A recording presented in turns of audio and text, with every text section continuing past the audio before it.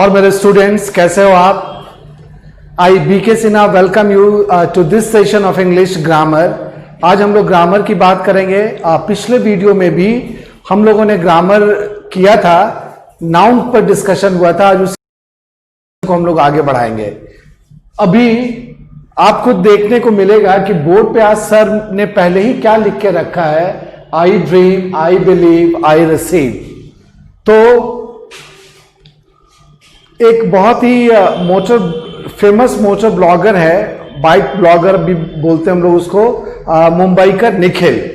आज मैं उसका ब्लॉग देख रहा था तो उसके टी शर्ट पे मैंने देखा कि यही पंच लाइन लिखा हुआ है, आई dream, I believe, I receive. और ये बहुत ही मीनिंगफुल मुझे लगा, तो मैंने सोचा कि अपने स्टूडेंट्स के साथ इसको शेयर करता हूं। इसके पीछे पर्पस क्या है? सपोज आप कोई बड़ा चीज प्राप्त करना चाहते हैं, कोई सपना देखते हैं और उसको पूरा करना चाहते हैं, तो सबसे पहले शुरुआत कहां से होगी कि पहले आप उसकी कल्पना करेंगे, सपनों में उसको देखेंगे। तो आई ड्रीम बहुत इंपॉर्टेंट है लाइफ में, उसके बिना कोई बड़ा अचीवमेंट नहीं होता। उसके बाद फिर क्या होता है, फिर अपने पे भरोसा रखना पड़ता है, अपने पे विश्वास बनाना पड़ता है कि इस सपने को मैं अगर मेहनत करूंगा तो जरूर पूरा कर सकता हूं। यह विश्वास आपको जागृत करना पड़ेगा। You will have to inculcate this type of belief in yourself. और अगर यह विश्वास जग जाता है, फिर आप एफर्ट्स लगाते हैं उस गोल को प्राप्त करने में, उस ड्रीम को फुलफिल करने में। और अगर आपका एफर्ट सही डायरेक्शन में, सही डिग्री में होता है वो एफर्ट्स, तो डेफिनेटली आपको सफलता मिलती है। You fulfil your dream and you receive the thing that you have dreamed. जिसका सपना आपने देखा था वो आपको मिल सकता है। यहां पे रिसीव की जगह पे एक वर्ड अगर मैं चाहूं तो अपने तरफ से लिख सकता हूं, वो भी वर्ड इसमें सेट होगा, एंड दैट इज अचीव। अब ये जो लाइंस है, ये बहुत ही अप्रोप्रिएट लाइंस लिखे हुए हैं। किसी भी एक व्यक्ति के लिए नहीं है, it can be generalised for all. सब पर यह लागू हो सकता है। अगर आप स्टूडेंट हो, आपको अच्छी नौकरी प्राप्त करनी है, तो दिस इज योर ड्रीम। आपको अपने पे भरोसा रखना पड़ेगा, and one day you will succeed in getting a good job. अगर मैं टीचर हूं तो मेरा भी ड्रीम है कि एक बड़ा टीचर बनूं, देश विदेश में मेरा नाम हो, तो दिस इज माय ड्रीम। और मुझे अपने पे भरोसा है, एफर्ट्स लगाने की जरूरत है। जैसे जैसे एफर्ट्स लगते जाएगा, ये चीज धीरे धीरे बढ़ती जाएगी और मेरा ड्रीम पूरा होगा। तो लाइफ में हमेशा इस चीज को ध्यान रखना चाहिए कि ये बहुत ही अच्छा पंच लाइन है, आई dream, I believe, I receive. ठीक है, तो ये जो बातें थी अभी कुछ आपके साथ जो शेयर की गई, मोटिवेशन से रिलेटेड थी। It will keep you motivated to achieve your goals. अब हम लोग आते हैं अपने पढ़ाई वाली बात पे कि आज हम लोग क्या डिस्कस करेंगे। तो नाउन का डिस्कशन ऑलरेडी 2 वीडियोस इसके जा चुके हैं, जिसमें हम लोगों ने डिस्कस किया था पहले वाले में कि नाउन क्या है, नाउन के कितने पार्ट्स होते हैं, कितने काइंड्स होते हैं, इस पर हम लोगों ने बात की थी।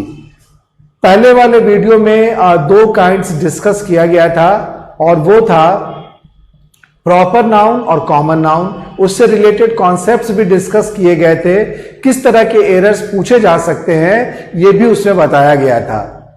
उसके बाद का जो लेक्चर 2 था नाउन का, उसमें हम लोगों ने डिस्कस किया फिर 2 पार्ट को, और वो था कलेक्टिव नाउन और मटेरियल नाउन। कलेक्टिव नाउन पे काफी लंबा डिस्कशन हुआ, क्योंकि उसमें 3 इंपॉर्टेंट कॉन्सेप्ट्स इन्वॉल्व थे, जिसको कि डिटेल में एग्जाम्पल्स के साथ बताया गया। आज ये हमारा लेक्चर 3 है नाउन पर बेस्ड।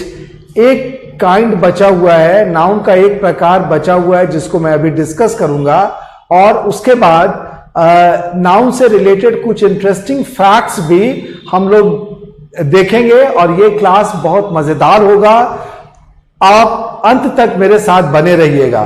साथ ही साथ रिक्वेस्ट करूंगा कि अगर ये वीडियो आपको पसंद आता है तो आपने सब्सक्राइब तो किया ही होगा, और अगर सब्सक्राइब नहीं किया होगा तो मैं फिर आपसे आग्रह करूंगा कि जरूर सब्सक्राइब करें, इस वीडियो को लाइक करेंगे और शेयर भी करेंगे ताकि ज्यादा से ज्यादा लोगों तक हम पहुंच पाएं और हमारे ज्यादा से ज्यादा स्टूडेंट्स इससे बेनिफिट उठा सकें, लाभान्वित हो सकें।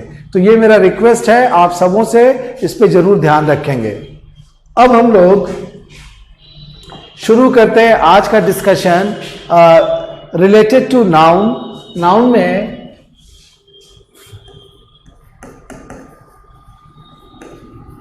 काइंड्स ऑफ नाउन, इसमें fifth type we are going to discuss. ये क्या है? Abstract noun. Abstract noun Hindi में अगर हम देखें तो इसको बोला जाता है भाववाचक संज्ञा। भाववाचक संज्ञा, ठीक है। अगर इसके डेफिनेशन की बात करें तो abstract noun refers to quality, action and state. तीन चीजों को से रिलेटेड जो भी वर्ड्स होते हैं वो एब्स्ट्रैक्ट नाउन्स कहलाते हैं। क्या क्या मैंने बताया, यहां पे लिखता हूं। Abstract noun refers to quality, number 1, second action and state. Quality, action and state. Quality means होता है गुण, या कभी कभी हम लोग गुणवत्ता भी इसको बोलते हैं। गुण की बात करने वाला जो नाउन होता है that is abstract noun. Action means क्रिया, और स्टेट, स्टेट का 2-3 मीनिंग होता है, इसको मैं डिस्कस करता हूं अलग से।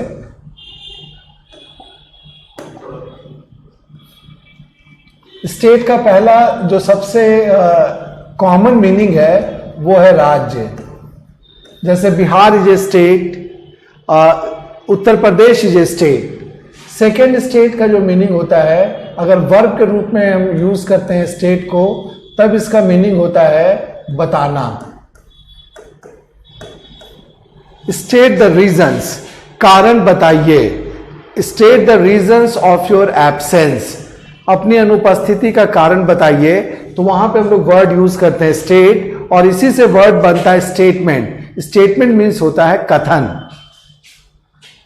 तीसरा मीनिंग इसका होता है अवस्था।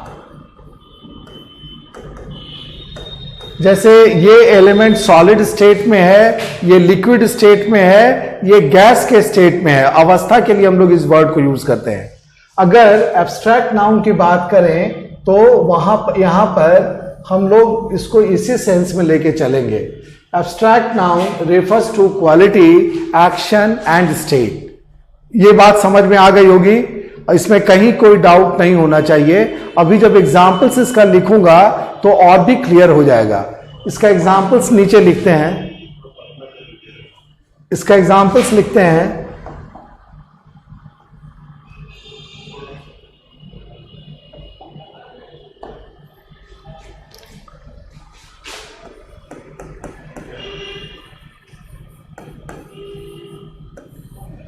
इसके एग्जाम्पल्स हैं, जैसे 3 चीज बताई गई, क्वालिटी, एक्शन और स्टेट। तीनों के लिए अलग अलग कॉलम हम लोग बनाते हैं। आप लोग भी ऐसे ही लिखना इसको। फर्स्ट कॉलम होगा क्वालिटी से रिलेटेड एग्जाम्पल्स का, सेकेंड कॉलम होगा एक्शन से रिलेटेड एग्जाम्पल्स का, और थर्ड कॉलम होगा स्टेट से रिलेटेड एग्जाम्पल्स का। Quality, action and state. यहां पे एग्जाम्पल्स लिखता हूं। क्वालिटी दिखाने वाले वर्ड्स क्या हो सकते हैं? Honesty, intelligence.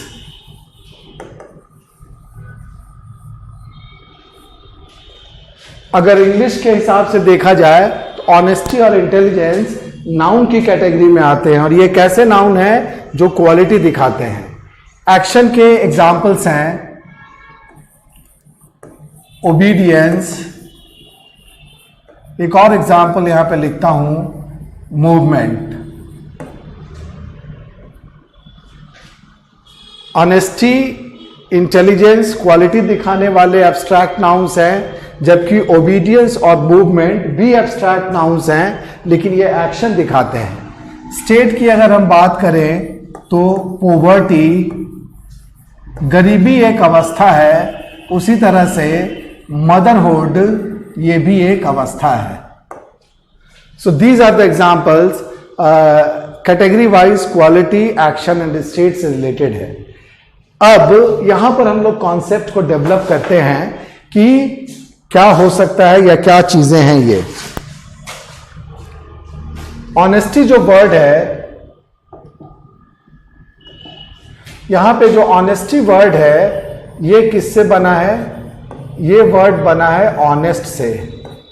उसी तरह से इंटेलिजेंस जो वर्ड है ये कैसे बना होगा? इंटेलिजेंट नाम के वर्ड से बना होगा,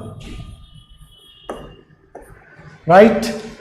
Honesty is derived from honest, intelligence is derived from intelligent. अगर इन दोनों वर्ड्स की हम बात करें, ऑनेस्ट और इंटेलिजेंट की, तो ये दोनों ही वर्ड्स क्या हैं? ये दोनों ही वर्ड्स एडजेक्टिव्स हैं, राइट? इसमें कोई डाउट? एक बार फिर, ऑनेस्टी और इंटेलिजेंस जो वर्ड्स हैं ये नाउन है। कैसे नाउन है ये? एब्स्ट्रैक्ट नाउन्स हैं जो कि क्वालिटी दिखाते हैं। अब अगर इसको देखते हैं, इसके ओरिजिन को देखते हैं, तो ऑनेस्टी कैसे बना है? ऑनेस्ट नाम के वर्ड से, और इंटेलिजेंस कैसे बना है? इंटेलिजेंट नाम के वर्ड से। और ये जो दोनों वर्ड हैं ऑनेस्ट और इंटेलिजेंट, ये क्या है? ये एडजेक्टिव्स हैं। तो यहां पे एक कॉन्सेप्ट हम लोग बता सकते हैं कि क्वालिटी दिखाने वाले जो एब्स्ट्रैक्ट नाउन्स होते हैं वो किसके द्वारा बनाए जाते हैं? वो बनाए जाते हैं एडजेक्टिव से, राइट? क्वालिटी दिखाने वाले जो एब्स्ट्रैक्ट नाउन्स हैं वो एडजेक्टिव से डिराइव किए जाते हैं या एडजेक्टिव से बनाए जाते हैं। ये है हमारा कॉन्सेप्ट नंबर 1। इसको अभी बाद में लिखता हूं, पहले इधर देखा जाए कि एक्शन के बारे में क्या है। तो यहां पे जो ओबीडियंस है ये किस वर्ड से बना है? ये ओबे नाम के वर्ड से बना है। लाइकवाइज मूवमेंट कैसे बना होगा? मूव नाम के वर्ड से बना है। मूव से मूवमेंट और ओबे से ओबीडियंस। नाउ वी ऑब्जर्व, क्या ऑब्जर्व करेंगे कि ओबे जो है ये एक वर्ब है, और मूव का मतलब चलना या आगे बढ़ना, उसके लिए हम लोग वर्ड यूज करते हैं। मूव फॉरवर्ड मीन्स आगे बढ़ना, एक स्थान से दूसरे स्थान पर जाने के लिए वर्ड हम लोग यूज करते हैं मूव। तो मूव भी एक वर्ब है। हालांकि मूव को हम लोग कभी कभी नाउन के रूप में भी यूज करते हैं। चाल के लिए हम लोग इस वर्ड को यूज करते हैं मूव। जैसे मोदी जी का ये मूव अच्छा है, मोदी जी की ये चाल अच्छी है, तो वहां पे हम लोग इस वर्ड को यूज करते हैं।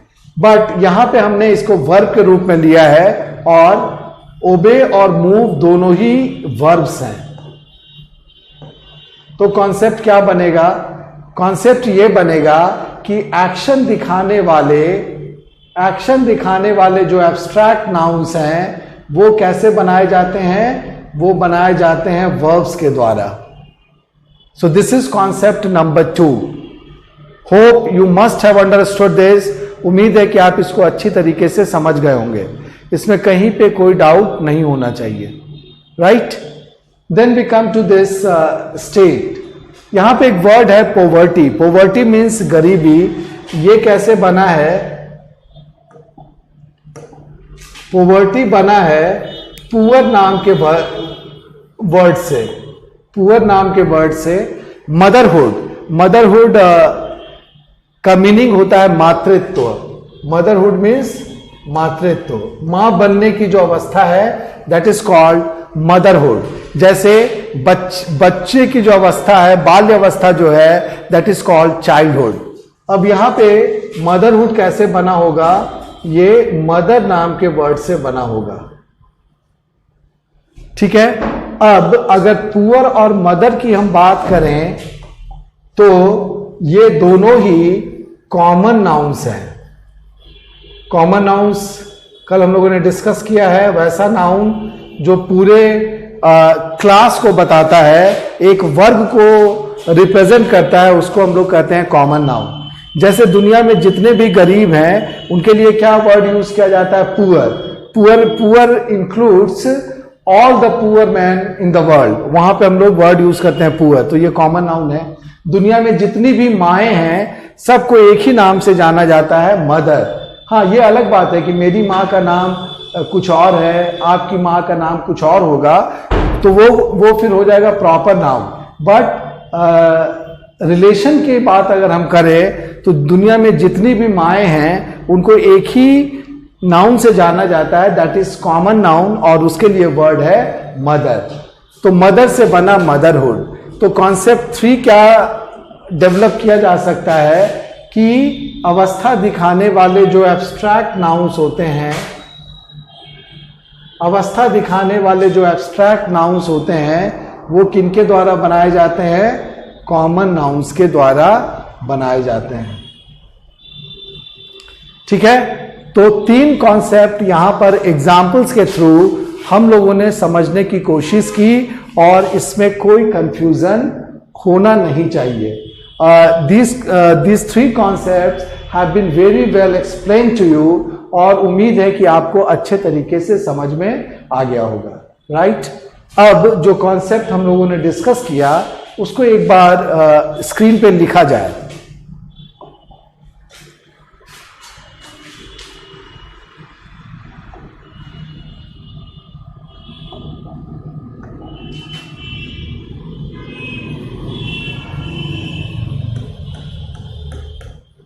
कॉन्सेप्ट 1 ये किससे रिलेटेड था? क्वालिटी से रिलेटेड था, जो कि एडजेक्टिव से डिराइव किया जाता है।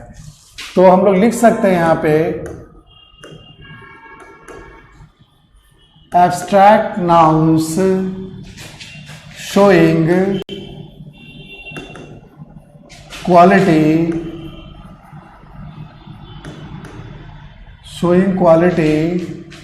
आर डिराइव का मतलब होता है निकालना, are derive from adjectives, this is concept 1, जो कि यहां पे देखने को आपको मिला था।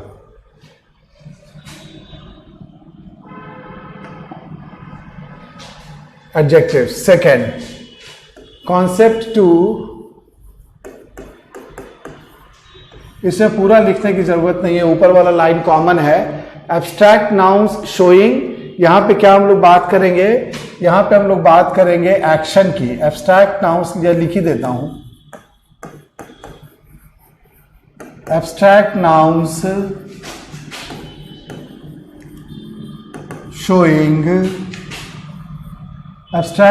showing action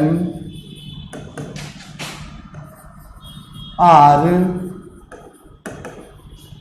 derived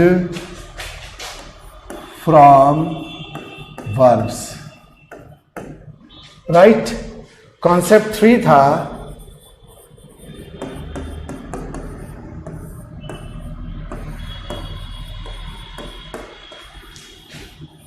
abstract nouns representing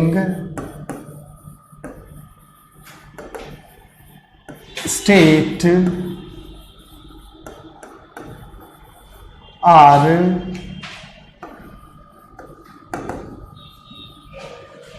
derived from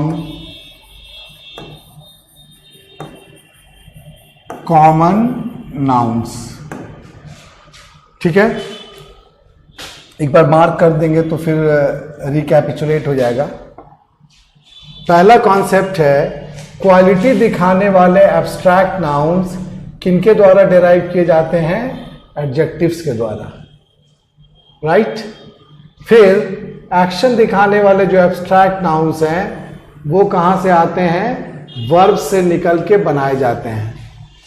फिर अवस्था दिखाने वाला, स्टेट दिखाने वाला जो एब्स्ट्रैक्ट नाउन्स है वो किसके द्वारा? तो वो कॉमन नाउन्स के द्वारा। ये तीन चीज़ों को हम लोगों ने डिटेल में पढ़ा और इसको समझा। अब एब्स्ट्रैक्ट नाउन से रिलेटेड दो और कॉन्सेप्ट है जो और नाउन्स के लिए भी हम लोगों ने पढ़ा था। वो किस चीज़ पर बेस्ड है कि एब्स्ट्रैक्ट नाउन को सिंगुलर लिखेंगे या प्लूरल लिखेंगे। This is number 1। उसी से रिलेटेड ये भी होगा कि अगर एब्स्ट्रैक्ट नाउन सिंगुलर लिखा जाता है तो इसके साथ वर्ब क्या होगा? सिंगुलर यूज होगा या प्लूरल यूज होगा? This is another associated concept. और थर्ड जो कॉन्सेप्ट है कि एब्स्ट्रैक्ट नाउन में आर्टिकल्स ए, एंड या द का प्रयोग होगा या नहीं होगा, ये भी हम जानेंगे। तो हम लोग डिस्कस करते हैं इसका कॉन्सेप्ट नंबर 4।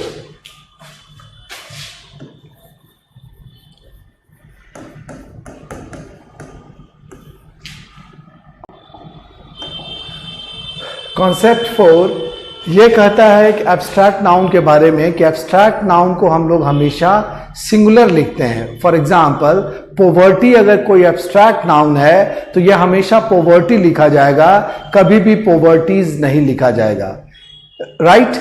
इसी से एसोसिएटेड ये भी चीज यहां पर डिस्कस कर देना मुनासिब होगा कि अगर ये सिंगुलर है, एब्स्ट्रैक्ट नाउन अगर सिंगुलर लिखा गया या है तो इसके साथ वर्ब भी सिंगुलर लिखा जाएगा। यहां पे लिखते हैं इस कॉन्सेप्ट को।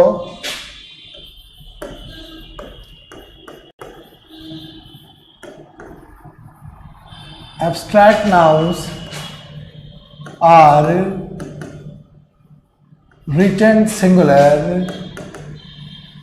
Abstract nouns are written singular and take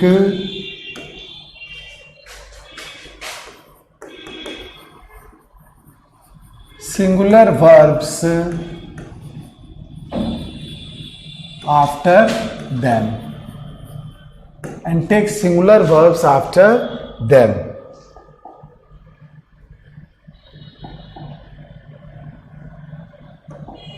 अब इसका एग्जाम्पल्स यहां पे लिखते हैं। जैसे जो एग्जाम्पल वहां पे दिया था एब्स्ट्रैक्ट नाउन का, पोवर्टी इज आर कर्स।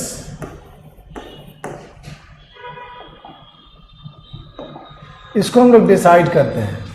अगर एक सेंटेंस दिया जाए और आपको कहा जाए कि आप बताइए कि इसमें इज होगा या आर होगा, जैसा कि कॉन्सेप्ट कहता है कि एब्स्ट्रैक्ट नाउन को हम लोग सिंगुलर लिखते हैं, यहाँ पे पोवर्टी सिंगुलर लिखा हुआ है और इसके बाद आने वाला वर्ब भी सिंगुलर होगा, तो यहाँ पे इज सही होगा, आर को क्रॉस करना पड़ेगा।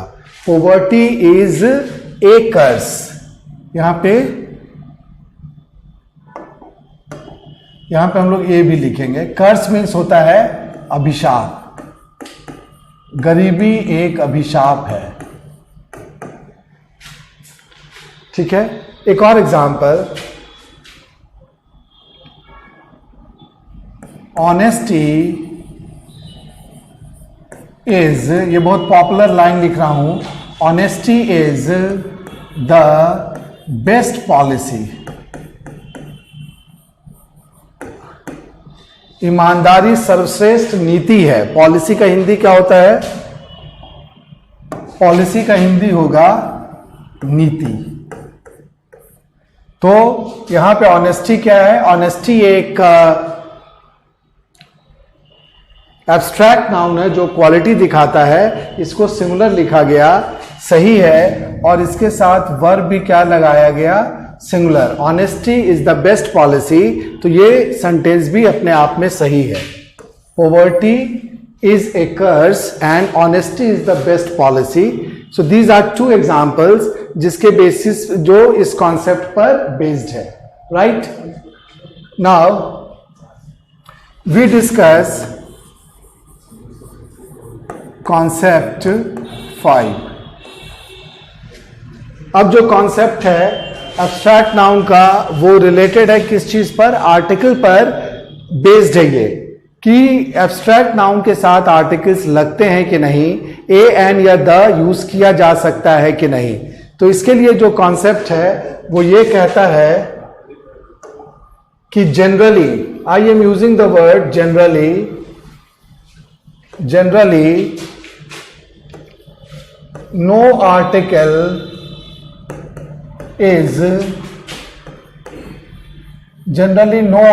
is placed before an abstract noun, before an abstract noun.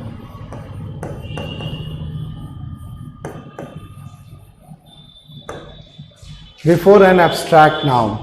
Generally no article is placed. Article means a या एन या द, ये जनरली एब्स्ट्रैक्ट नाउन के पहले नहीं रखा जाता। यहां पे एक चीज ध्यान रखना है कि यहां पे मैंने यूज किया है जनरली, यानी कि इसका एक्सेप्शन भी देखने को मिलेगा। हो सकता है कहीं कहीं पे आपको द यूज करना पड़े अगर वो एब्स्ट्रैक्ट नाउन कुछ पर्टिकुलर चीज को दिखाता है तब। यहां पे देखते हैं generally no article is placed before an abstract noun. इसका एग्जाम्पल लिखते हैं पहले, ओबीडियंस इज ए वर्चू। ये एक जनरल स्टेटमेंट है। वर्चू मीन्स होता है गुण, वर्चू मीन्स गुण, क्वालिटी के लिए वर्ड हम लोग यूज करते हैं वर्चू। तो यहां पे क्या है, ओबीडियंस के पहले कोई आर्टिकल यूज नहीं किया गया, ना तो ए, ना एन और ना ही the. This is one example. फिर एक और कोई और एग्जाम्पल यहां पे लिखा जा सकता है, जैसे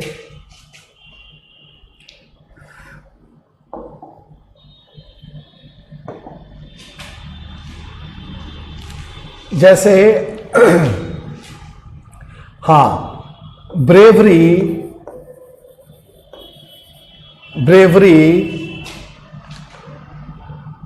represents manhood. Manhood means मर्दानगी। मर्दानगी के लिए वर्ड यहां पे यूज किया गया है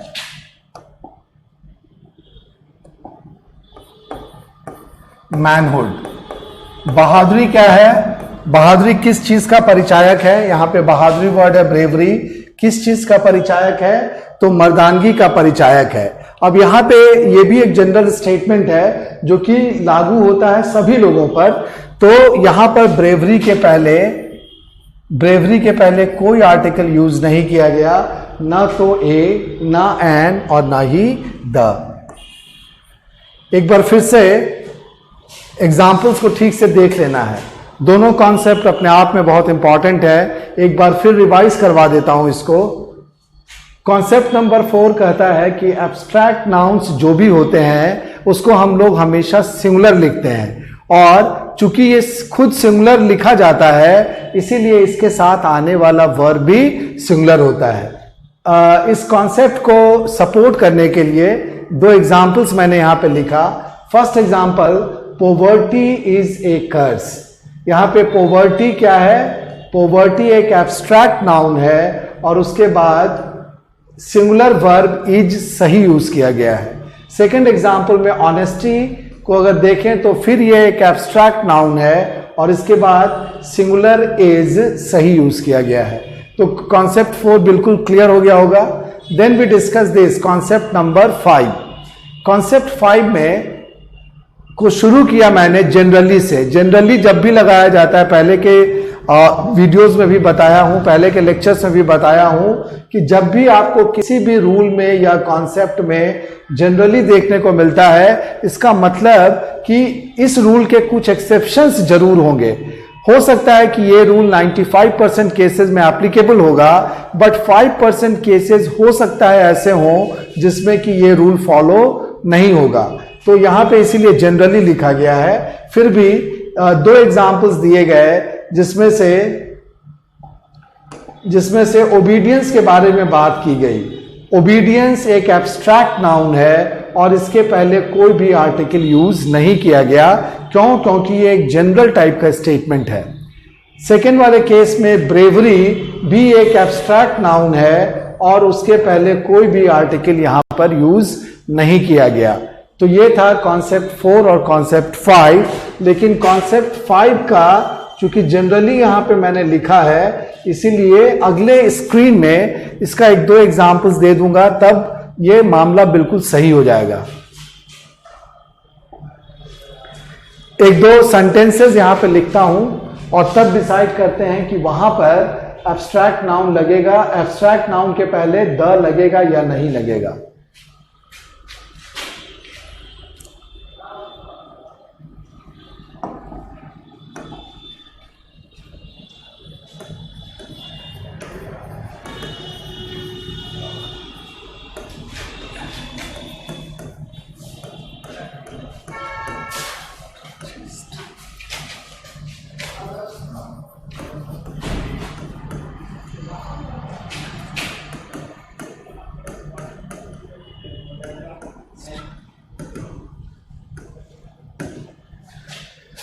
एक सेंटेंस यहां पे मैंने लिखा, intelligence purchased bye my brother.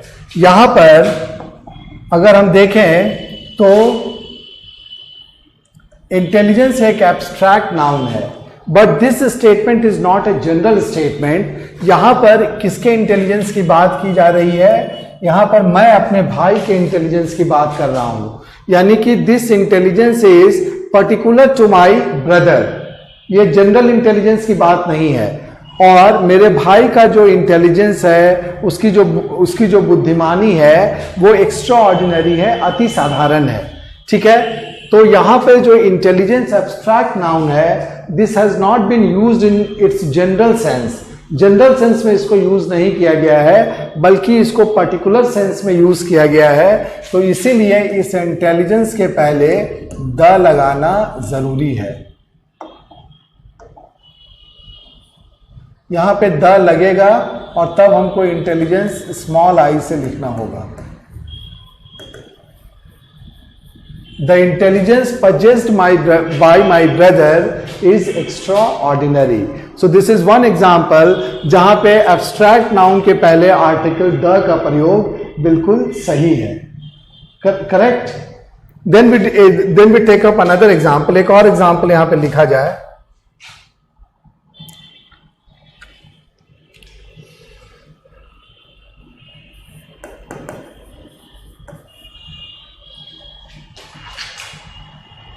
या ऐसे लिखते हैं,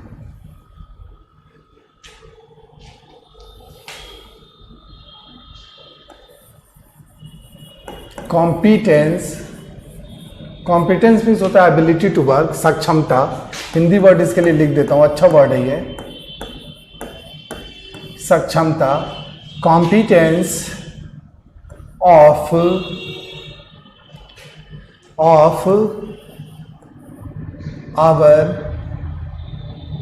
our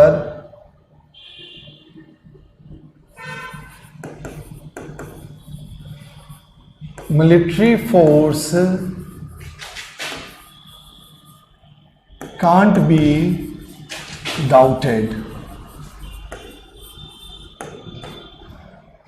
हमारा यहां पे इस सेंटेंस में लिखा गया कि हमारा जो सैन्य बल है, मिलिट्री फोर्स का मतलब सैन्य बल जो है, उसकी जो सक्षमता है, उसकी जो एबिलिटी है, उस पर हम कभी भी शक नहीं कर सकते। तो यहां पर जो एब्स्ट्रैक्ट नाउन है वो है कॉम्पिटेंस। कॉम्पिटेंस यहां पे जनरल सेंस में यूज नहीं किया गया है। यहां पे किसके कॉम्पिटेंस की हम बात कर रहे हैं? ये कॉम्पिटेंस किसका है? तो हमारे मिलिट्री फोर्स का है। तो that way this competence is particular to our military force. और चूंकि कॉम्पिटेंस पर्टिकुलर है, इसीलिए इसके पहले आर्टिकल द लगाना जरूरी होगा। अगर ऐसा हम नहीं करेंगे तो दिस सेंटेंस, अगर यहां से शुरू कर देते हैं ना, यहां से अगर सेंटेंस को शुरू किया जाएगा तो ये एरर वाला सेंटेंस होगा, और जब इसके पहले हम द लगाएंगे तब ये सेंटेंस अपने आप में कंप्लीट होगा। तो अगर द से सेंटेंस शुरू करेंगे फिर कॉम्पिटेंस को स्मॉल सी से लिखना पड़ेगा। The competence of our military force can not be doubted. तो ये था कॉन्सेप्ट 5 एब्स्ट्रैक्ट नाउन से रिलेटेड, और उसका एक्सेप्शंस की जहां पे द लग सकता है उसके 2 एग्जाम्पल्स यहां पे आपको दिखाए गए। इससे रिलेटेड एरर्स भी एग्जाम में आते हैं। प्रैक्टिस का एक्सरसाइज जब हम लोग करेंगे नाउन पर तो इस तरह का एरर वहां पर भी देखने को मिलेगा। तो with this we come to the end of nouns and its kinds. Noun क्या है, इसके कितने प्रकार हैं, इससे जो रिलेटेड डिस्कशन है वो यहां पे खत्म होता है। But as far as noun is concern तो ये इंग्लिश ग्रामर का एक बहुत ही वास्ट टॉपिक है। नाउन के बारे में तो यहां तक कहा जाता है कि ये इतना वास्ट है अपने आप में कि बाकी सभी टॉपिक्स एक तरफ, और अगर नाउन को हम एक तरफ रखते हैं तो नाउन भारी पड़ सकता है। This is so important, so basic and so interesting also. इतना इंटरेस्टिंग है। लेकिन अब हम लोगों ने क्या किया है, what is the scheme of my lecture, कि इसको 4 पार्ट में डिवाइड किया। पहले आपको लिखवाया जा चुका था, जिसमें से एक पार्ट का डिस्कशन अभी हम लोगों ने किया। Now we are going to take up the discussion of its second part. Second part में हम लोग क्या करेंगे, नाउन्स एंड नंबर्स की बात करेंगे। कौन से नंबर की बात, एक वचन और बहुवचन। आप जानते होंगे सिंगुलर और प्लूरल नाउन के क्या कॉन्सेप्ट हैं, उस पर हम लोग डिटेल से डिस्कशन करेंगे। चूंकि इस पर भी बेस्ड क्वेश्चंस एग्जाम में अक्सर पूछे जाते हैं और ये फंडा हमारा बिल्कुल क्लियर होना चाहिए। तो now we are going to take up our discussion related to nouns and numbers.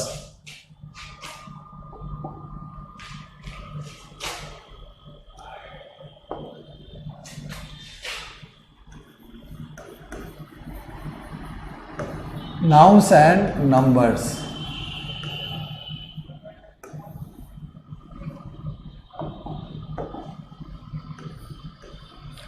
Numbers की अगर हम बात करें तो नंबर किस चीज से रिलेटेड है, एक और कॉन्सेप्ट हम लोग ऑलरेडी डिस्कस कर चुके हैं कि नाउन काउंटेबल होता है और अनकाउंटेबल होता है। आर्टिकल का मेरा लेक्चर आप अगर सुनेंगे तो उसमें डिटेल से बताया गया था कि नाउन को हम लोग डिवाइड कर सकते हैं काउंटिंग के आधार पर, काउंटेबल और अनकाउंटेबल नाउन में।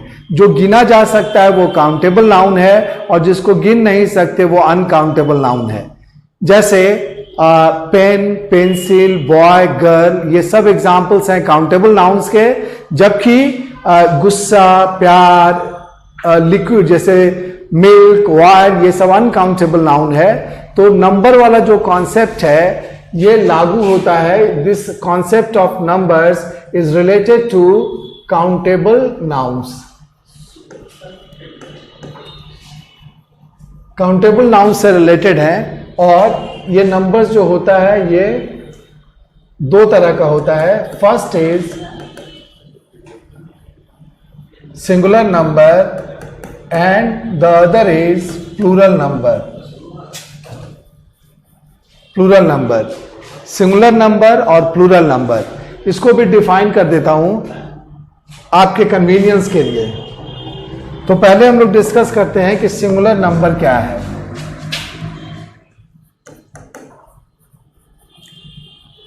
सिंगुलर नंबर, कोई नाउन सिंगुलर नंबर में कब कहा जाता है ये लिखते हैं यहां पे। A noun is said to be in singular number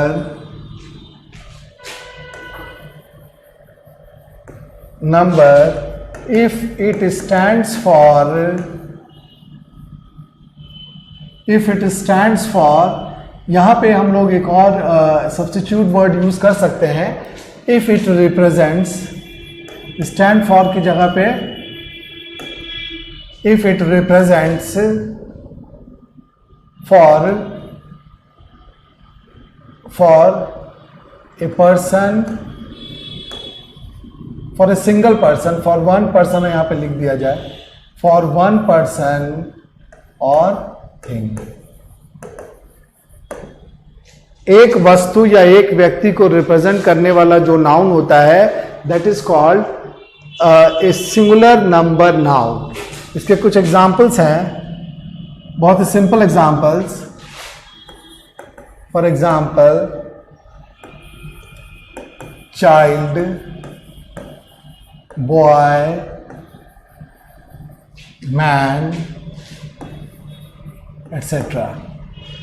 अगर एक बच्चे की बात की जाती है तो हम लोग क्या लिखते हैं, वन चाइल्ड। एक लड़का की बात की जाती है तो वन बॉय, और एक मनुष्य की बात की जाती है तो वन मैन। ठीक है। Second type is plural number. Plural number का जो नाउन होता है वो क्या करता है, a noun is said to B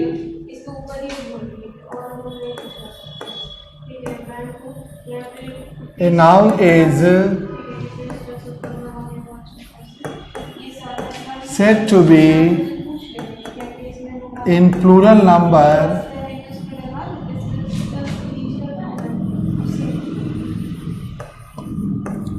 when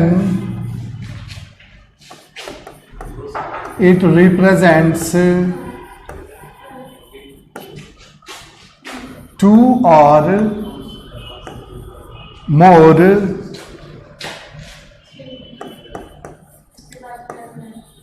persons or things। दो या दो से ज्यादा वस्तु या व्यक्ति की अगर बात की जाती है तब वहां पे हम लोग प्लूरल नंबर यूज करते हैं। अब ऊपर में जो एग्जाम्पल्स हैं उसी का देखा जाए कि प्लूरल नंबर क्या होगा।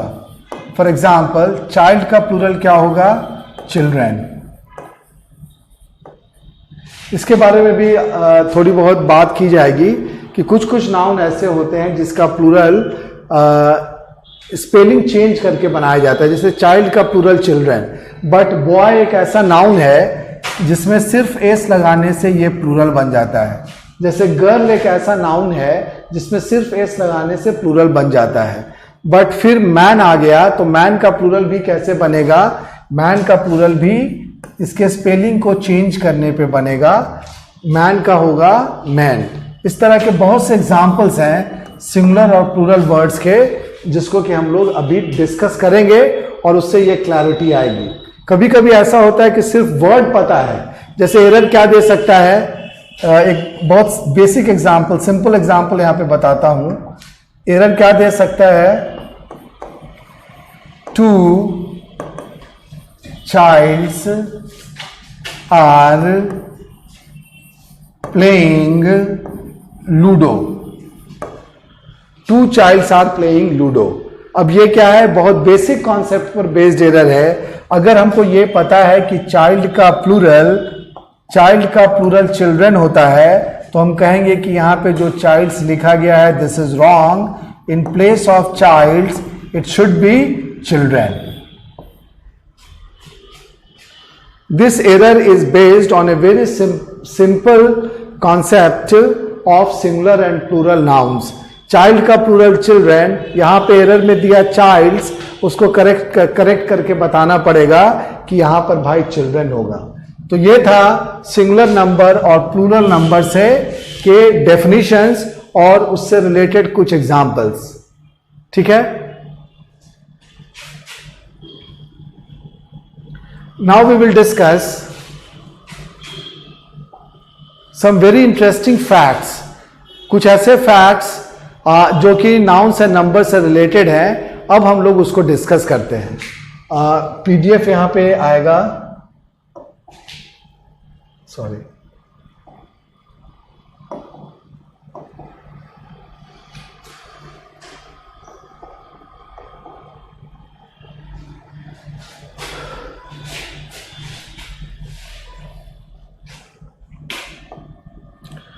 हाँ, ये बहुत इंपॉर्टेंट कॉन्सेप्ट है या फैक्ट है जो कि आपके सामने है। कुछ नाउन ऐसे होते हैं जो हमेशा सिंगुलर लिखे जाते हैं, वही चीज यहां पे लिखा गया है और उसके कुछ एग्जाम्पल्स यहां पे दिए गए हैं। इतने एग्जाम्पल सफिशिएंट है आपके एग्जाम को कवर करने के लिए। इंग्लिश हम लोगों को ऐसे सीखना चाहिए, वैसे तो इंग्लिश अथाह समुद्र है, इसमें कोई डाउट नहीं है, बट चूंकि अभी हमारा जो इमीडिएट जो ऑब्जेक्टिव है वो है कॉम्पिटिटिव एग्जाम को क्लियर करना, तो our preparation should be broad होना चाहिए, इसमें कोई डाउट नहीं है, but at the same time it should be exam centric also. Exam को फोकस रख के अगर हम काम करें, जैसे वर्ड्स, अगर इंग्लिश वर्ड्स की बात करें तो अथाह समुद्र है, अनफैथमेबल डेप्थ इसका है, बट उतने वर्ड्स अगर याद करने के चक्कर में रहेंगे तो एग्जाम कभी नहीं निकलेगा और ना ही उतने वर्ड्स याद हो पाएंगे। तो उसके लिए क्या जरूरी है कि we need to be selective to some extent. हाँ, कभी कभी ऐसा होगा कि सेलेक्टिव होने का डिसएडवांटेज भी होता है, कोई वर्ड मिस कर सकता है आदमी, लेकिन फिर भी एग्जाम क्वालिफाई करने के हिसाब से, एग्जाम क्रैक करने के हिसाब से हमारी तैयारी परफेक्ट रहनी चाहिए। तो इसमें जितने भी वर्ड्स दिए गए एग्जाम्पल्स में वो सफिशिएंट है एग्जाम के को ध्यान में रखते हुए। अब इसमें कॉन्सेप्ट क्या कहता है और देखते हैं, इसको आसानी से हम लोग समझ सकते हैं और हमेशा ध्यान में भी रख सकते हैं। कॉन्सेप्ट कहता है कि कुछ नाउन ऐसे होते हैं जो सिंगुलर होते हैं, और सिंगुलर नाउन से रिलेटेड क्या चीजें चलेंगी, वर्ब का भी कॉन्सेप्ट इसमें क्लियर होना चाहिए कि कोई भी नाउन अगर सिंगुलर है तो उसके साथ कौन सा वर्ब यूज किया जाएगा। तो नेचुरली ये हम लोग जानते हैं कि अगर सिंगुलर सब्जेक्ट है तो ज्यादातर केस में उसके साथ सिंगुलर वर्ब भी यूज किया जाता है। यहाँ पे जो एग्जाम्पल्स हैं, आयरन का मतलब लोहा, आयरन हमेशा आयरन लिखा जाता है, लेकिन कुछ कुछ चीजें इसमें हैं जो एक मजेदार डिस्कशन है जिसको अलग से यहाँ पे लिखेंगे अगर तो मजा आएगा।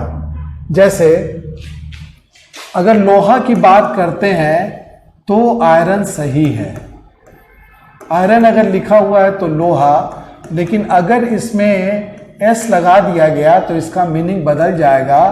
आयरन से अगर लिखा हुआ है तो जंजीर, जो सिक्कड़ रहता है या चेन रहता है उसके लिए हम लोग यूज करते हैं आयरन। इसका एक एग्जाम्पल देते हैं। The prisoner was presented before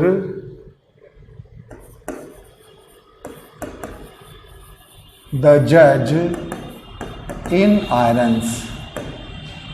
कोई कैदी है, उसको जज के सामने ले जाया गया, जंजीर में बांध करके, सिक्कड़ से जकड़ करके, तो वहां पे यूज किया जाएगा the prisoner was presented before the जज इन आयरन्स, तो वहां पे आयरन्स यूज किया जाएगा, राइट। इसी तरह के और भी कुछ वर्ड्स हैं, जैसे सैंड मीन्स होता है बालू, सैंड मीन्स बालू, बट अगर सैंड्स है तो इसका मतलब होगा रेगिस्तान। उसी तरह से वी नो वाटर मीन्स पानी, बट अगर वाटर्स लिखा हुआ है, एस अगर लग गया तो इसका मीनिंग बदल जाएगा और वाटर्स मीन्स हो जाएगा समुद्र। लाइकवाइज एक और इंटरेस्टिंग एग्जाम्पल, वुड, वुड का मतलब हम लोग जानते हैं लकड़ी, और अगर इसमें एस लग जाता है तो वुड्स का मतलब होता है जंगल।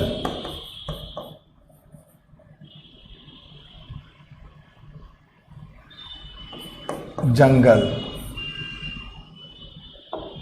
तो ये एक मजेदार चीज देखने में मिली, अगर एस लग गया तो मीनिंग बिल्कुल बदल जाता है। This is one example. ये दूसरा एग्जाम्पल है, ये तीसरा है, एंड दिस इज फोर्थ। ठीक है, now we come to this side. Language, you know, यहां पे लैंग्वेज गलत है।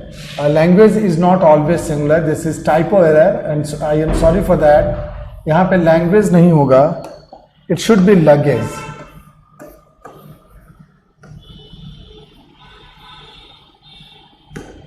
लगेज क्या होता है, जर्नी में हम लोग जो बैग लेके चलते हैं, box, bag, bedding, hold all जो भी होता है, तो वो सब मिलके बनाता है लगेज। उसी तरह से बैगेज, अगर सिर्फ बैग है तो that is called baggage. Furniture, furniture पर बहुत एरर्स आते हैं। ये आप जब एक्सरसाइज करोगे तो देखना भी कि फर्नीचर से रिलेटेड बहुत बार एरर आता है। क्या आएगा वहां पे, फर्नीचर की जगह पे लिख देगा फर्नीचर्स। फर्नीचर भी हमेशा सिंगुलर होता है। जैसे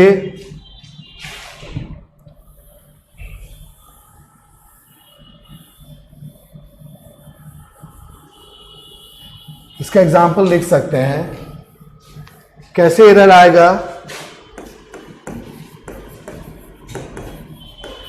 furnitures are old, furnitures are old, तो ये गलत हो जाएगा। क्यों गलत हो गया? क्योंकि यहां पे फर्नीचर के साथ एस लगाना अलाउड नहीं है, तो ये गलत है और आर की जगह पे यहां पे इज होगा। फर्नीचर से रिलेटेड बहुत से एरर्स आते हैं। Then we discuss the word drapery. Drapery एक ऐसा वर्ड है जो अनकॉमन वर्ड है, इट नीड्स डिस्कशन। इसके बारे में बताता हूं। ड्रेपरी मीन्स होता है पर्दा, कर्टेन्स के लिए वर्ड हम लोग यूज करते हैं drapery.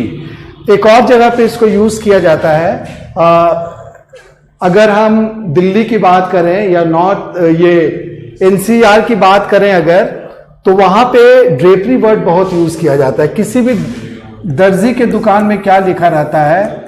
Kohinoor tailors and drapers, Kohinoor tailors and drapers. This is one example. यहां पे क्या है कि बेसिकली वो दर्जी की दुकान है, लेकिन उसके यहाँ कपड़ा भी अलग से अवेलेबल होता है। अगर आप पैंट और शर्ट का कपड़ा लेना चाहते हैं तो आप वहां से पिक कीजिए और फिर उसी को वो स्टिच करके आपको देगा। तो ड्रेपरी से बना हुआ वर्ड है ड्रेपर। ड्रेपर मीन्स जो कपड़ा का व्यापारी होता है, कपड़ा को भी डील करता है। Next word is breakage. ये सिंपल वर्ड है, ब्रेक से बना हुआ। ब्रेक का मतलब तोड़ना, और जो टूटी हुई चीज है दैट इज ब्रेकेज। जैसे हम लोग बोलते हैं कि ये जो क्रॉकरी का ये जो आइटम है, इसमें 2-3 जगह पे ब्रेकेज है, 2-3 जगह पे टूटा हुआ है। सीनरी, सीनरी मीन्स दृश्य। इस पर भी बहुत बार एरर्स आता है। क्या एरर देगा? द सीनरीज ऑफ कश्मीर, यहां पे लिखता हूं, the sceneries of Kashmir are mind blowing.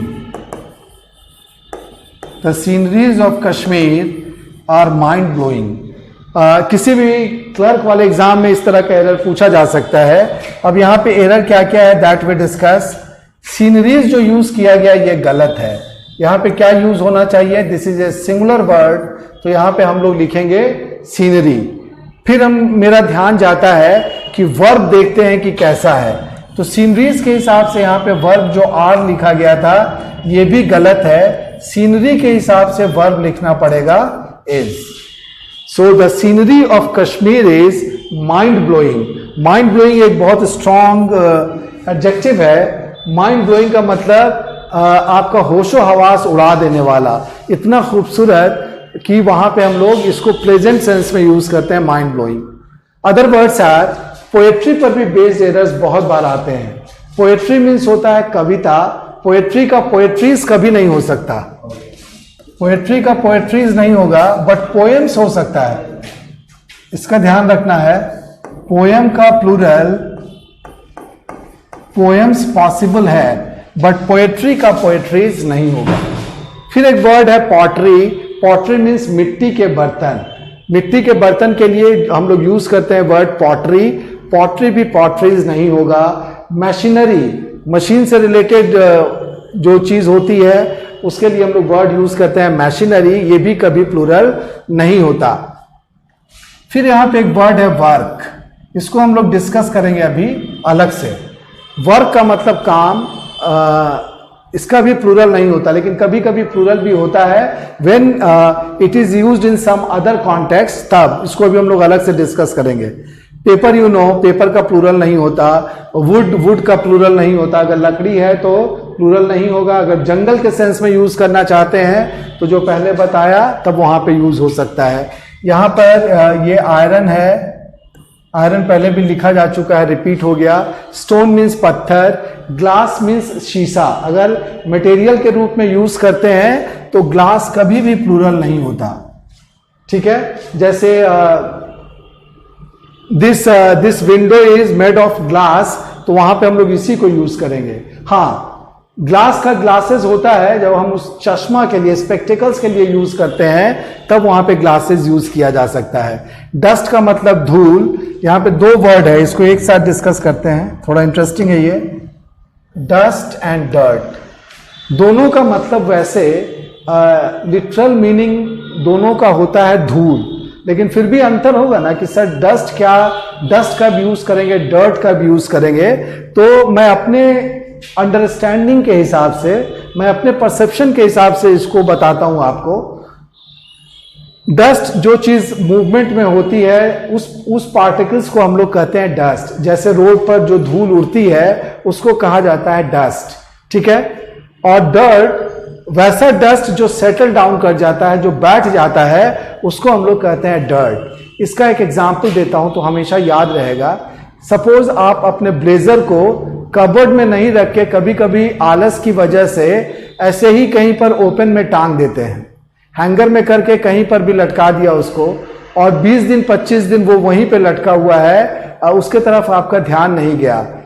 After 25 days और 28 डेज आप अचानक देखते हैं कि अरे ब्लेजर मेरा यहाँ पे पड़ा हुआ है, इसको अंदर अलमीरा में रख दूं तो ज्यादा अच्छा होगा। तब देखते हैं कि शोल्डर पर यहाँ पे गंदगी बैठ गई। आपको लगा ला मेरा ब्लेजर तो लगता है गंदा हो गया। आप उसको ब्रश से या हाथ से भी ऐसे झाड़ते हैं तो वो गंदगी वहां से हट जाती है।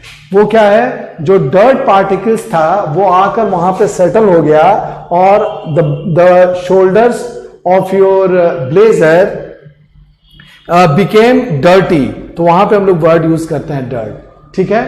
रबिश का मतलब होता है कूड़ा कचरा। दो वर्ड बहुत नजदीक हैं, रबिश और गार्बेज। रबिश का मतलब होता है कूड़ा कचरा, गार्बेज का भी मीनिंग वही होता है, बट यहां पर भी दोनों वर्ड्स में डिफरेंस है। What is the difference, let us discuss.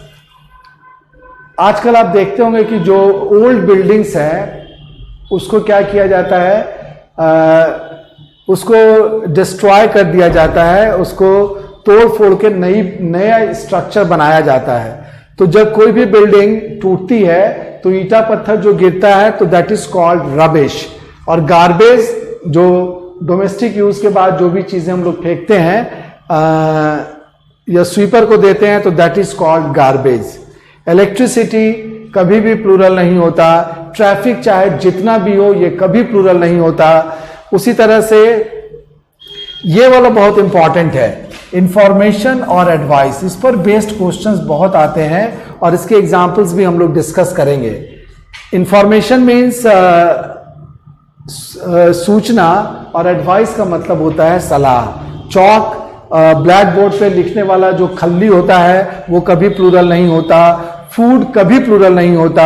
Bread भी कभी प्लूरल नहीं होता। जैसे अगर आपने 3 रोटियां खाई और आप कहते हैं आई हैड 3 ब्रेड्स, तो वो गलत हो जाएगा। It can never be plural.